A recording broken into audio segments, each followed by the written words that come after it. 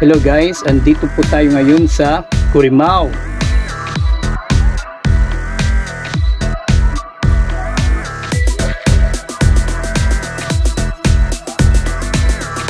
Guys, andito po tayo ngayon sa beach para sa ating underwater adventures.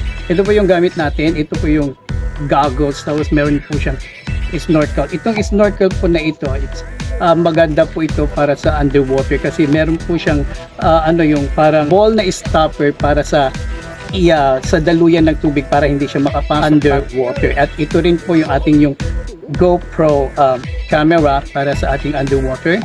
And meron din po tayong ito yung tinatawag na underwater phone case. Dalawa kasi gagamitin natin yung ating GoPro camera at saka yung ating po natin yung mobile phone. Yan po. So mag-gear up lang po tayo guys ha.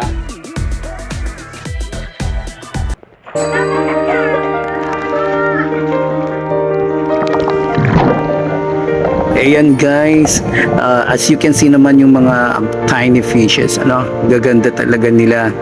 And as I go on further and further, may mga iba't ibang creatures po tayo na nakikita sa mga dito po sa mga coral reefs. Parang may mga mga snake din po na nakunan ko po dito. Ang ganda po talaga. Try po ninyo yung mag underwater adventure.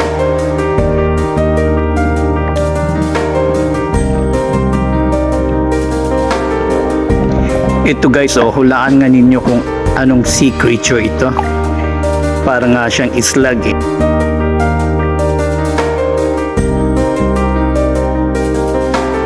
Ito guys, para talaga silang mga snake kung nga sana hawakan pero natatakot ako kung ano ba to talaga. Kasi sabi kasi nila yung mga coral snake is talagang poisonous. Okay guys, hope you like my presentation. Till the next underwater adventure.